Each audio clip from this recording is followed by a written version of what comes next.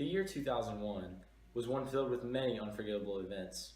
While the September 11th attack was the most substantial of 2001, others, such as the Enron scandal, the war on terrorism, the anthrax attacks, and the death of Dale Earnhardt Sr., impacted America greatly. While it was a year of great suffering, there were some higher points, such as the debut of the first edition iPod. Let's explore the biggest events of the year 2001. Apple, wanting to step out of just the computer market, released our own music player in October of 2001. The first generation iPod seemed to solidify the Apple craze in America and around the world. I think it revolutionized the way people receive music.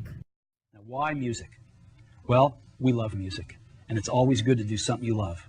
Steve Jobs was trying to create something that was small, like as small as like a card deck. A deck of cards. It is 2.4 inches wide. It is 4 inches tall. Your whole music library with you right in your pocket. Never before possible. Oh, I loved it.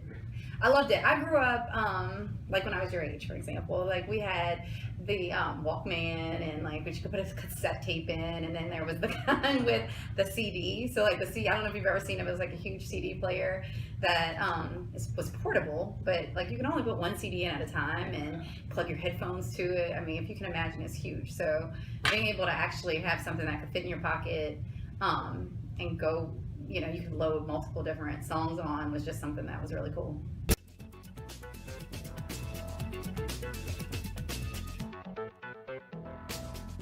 It didn't have a color screen, and so it was different than what you have now. Like, I mean, there were no pictures of the album cover or anything like that.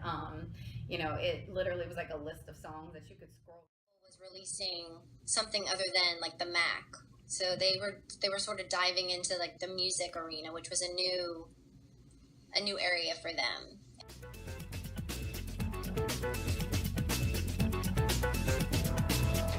iPod, 1,000 songs in your pocket. The death of Dale Earnhardt Sr. in 2001 brought much mourning to the sports community. The face of NASCAR at the time, it looked as though his dominance would never end. Earnhardt seemed invincible until that February 18th day in Daytona Beach, Florida. We begin tonight with the shock and sadness at the death on the final lap of NASCAR superstar Dale Earnhardt in Daytona yesterday. Come back and they've got his picture of him, and they've got the year he was born in 2001, and like, golly. And then they showed the crash, and you're like, really?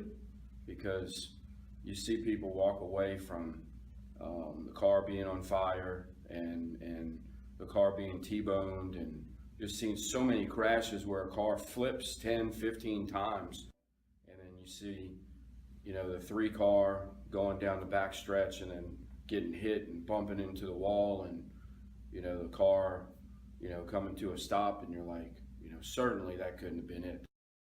This is undoubtedly one of the toughest announcements that I've ever personally had to make.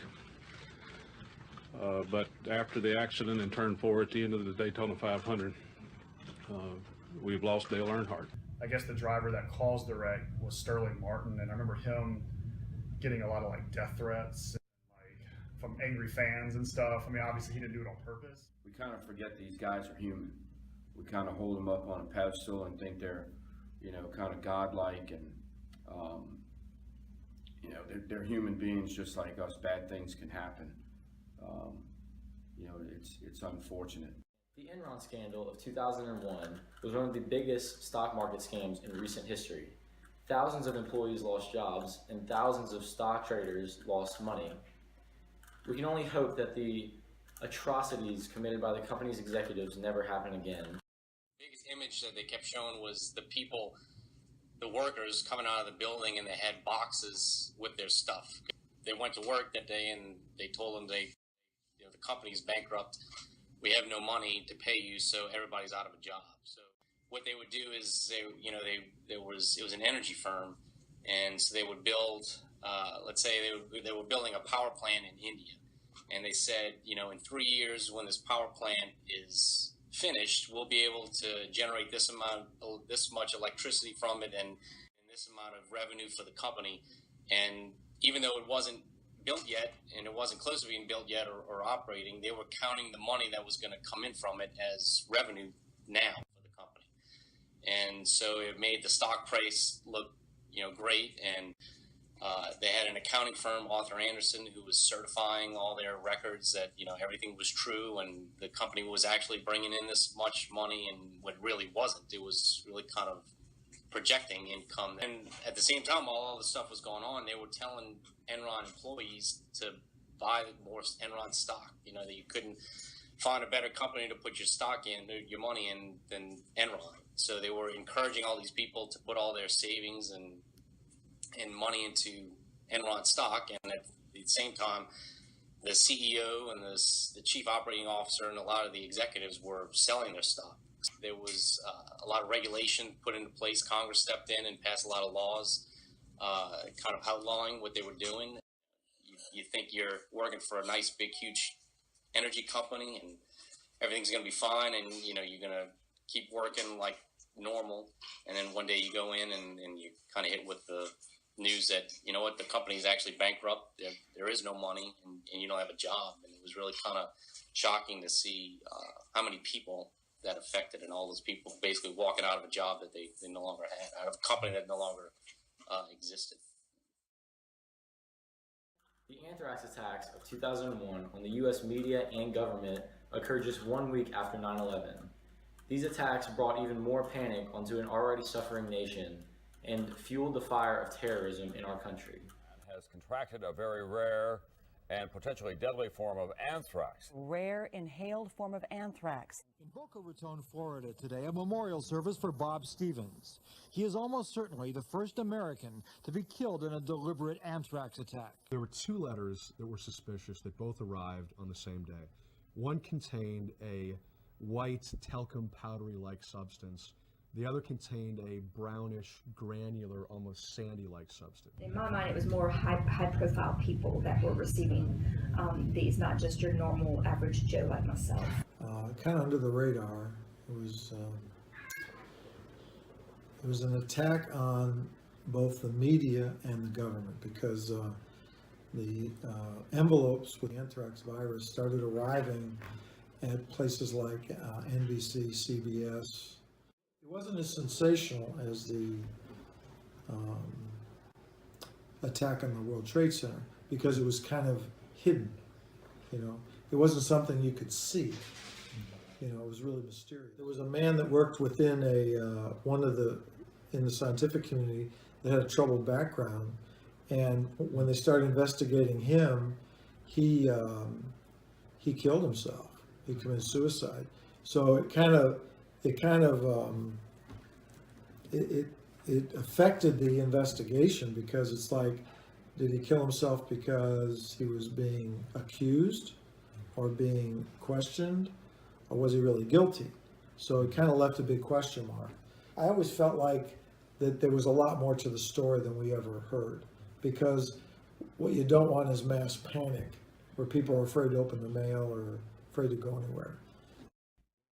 When Americans woke up on September 11th, 2001, it was just another normal Tuesday. That is, until 8:46 a.m., when American Airlines Flight 11 crashed into the North Tower of the World Trade Center in New York City. It seemed to be an accident until 9:03 a.m. when United Airlines Flight 175 crashed into the South Tower. We would find out later that another plane struck the Pentagon and one more crashed in a field in Pennsylvania. These highly premeditated attacks were a direct attack on American ideals and will forever be a part of our nation's history.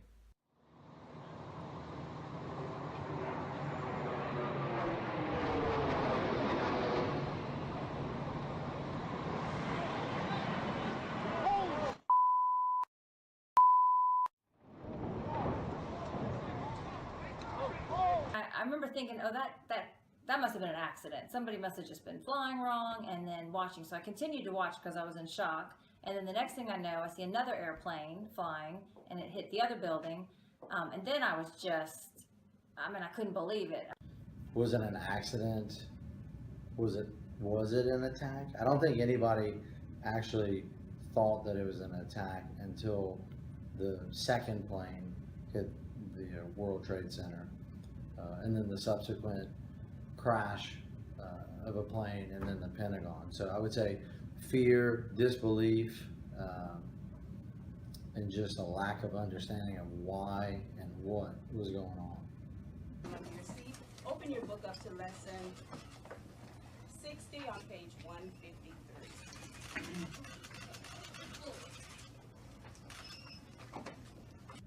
I do remember, not necessarily facts and figures, but the images of the planes hitting the buildings collapsing. When the buildings collapsed, people running for what they thought running for their lives, news cameras that were rolling, literally going completely dark as the cloud of dust engulfed the cameraman, the reporters. It literally was black, and I can remember news reports, people talking about the fact that not only could they not see, but they could not breathe. It does not appear that there's any kind of an effort up there yet. Now remember, oh my God. Oh my God. And pouring out of huge holes in the upper portions of the building.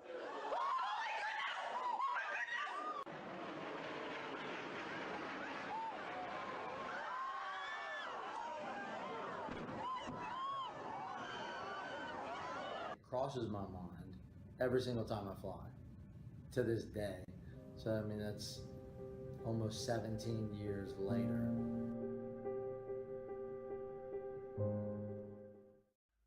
The War on Terrorism was a direct response to the September 11th attacks on the United States. An attack on Americans on American soil was an event that the government never wanted to happen again. Every nation in every region now has a decision to make. Either you are with us or you are with the terrorists. It's an ideological thing that we're fighting against, just like the radical thoughts that Al-Qaeda and ISIL have. Thousands of lives were suddenly ended by evil, despicable acts of terror. These acts of mass murder were intended to frighten our nation into chaos and retreat. But they have failed. Our country is strong. On my orders, the United States military has begun strikes against al-Qaeda terrorist training camps and military installations of the Taliban regime in Afghanistan. 25 warplanes off the aircraft carriers Carl Vinson and Enterprise launched strikes from the Indian Ocean. And long-range bombers dropping precision-guided weapons, B-52s, B-1s, and these two B-2 stealth bombers seen here early this morning at Whiteman Air Force Base in Missouri. It was amazing to see our country come together and rally to protect, the freedoms that we have. I remember a feeling when he declared war that everybody was behind him. Terrorist attacks can shake the foundations of our biggest buildings, but they cannot touch the foundation of America.